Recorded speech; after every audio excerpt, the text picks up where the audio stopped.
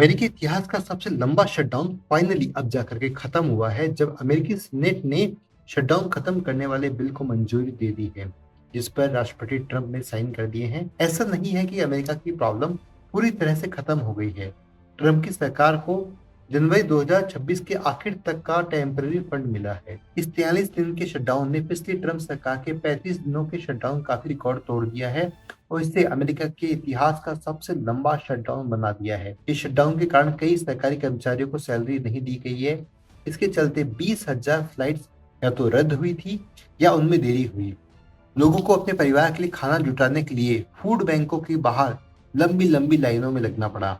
करीब 7.5 लाख सरकारी कर्मचारी बिना सैलरी के छुट्टी पर भेज दिए गए थे और इसी से फोर्थ क्वार्टर की जीडीपी ग्रोथ रेट में 1.5% की कमी का अनुमान खुद कांग्रेस के बजट कार्यालय ने कंफर्म किया है।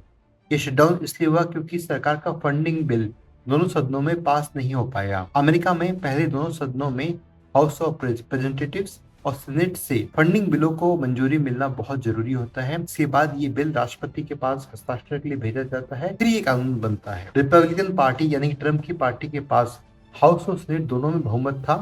हाउस में यह बिल 222 के मुकाबले 209 वोटों से पास हुआ था, लेकिन सीनेट में बिल पास करने के लिए 60 वोट चाहिए थे 100 में से। तो डेमोक्रेट्स की मदद के बिना संभव नहीं था, क्योंकि रिपब्लिकन्स जो कि ट्रंप की पार्टी है उनके पास मात्र 53 वोट थे। ट्रंप की अपोजिशन पार्टी डेमोक्रेट्स के विरोध के कारण यह बिल हाउस ऑफ रिप्रेजेंटेटिव्स में पारित होने के बावजूद सीनेट से पास नहीं हो पाया। अब इस बिल को पास करने के लिए ट्रंप ने कुछ डेमोक्रेटिक सीनेटरों के साथ समझौता किया है और इस बिल को पास करवाया है। डेमोक्रेटिक्स की मांग थी कि वो बिल का समर्थन तभी करेंगे जब स्वास्थ्य बीमा से जुड़ी टैक्स क्रेडिट स्कीम का विस्तार हो।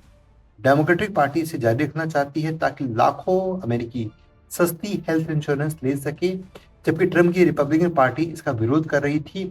बस इसी दोनों पार्टियों के क्लैश की वजह से ये बिल कभी पास नहीं हो पाया और 1 अक्टूबर 2025 से शटडाउन लग गया। हालांकि डेमोक्रेट्स की इस डिमांड पर अभी भी सहमति नहीं बनी है और उन्होंने आगे भी इस विरोध को जारी रखने की बात कही है।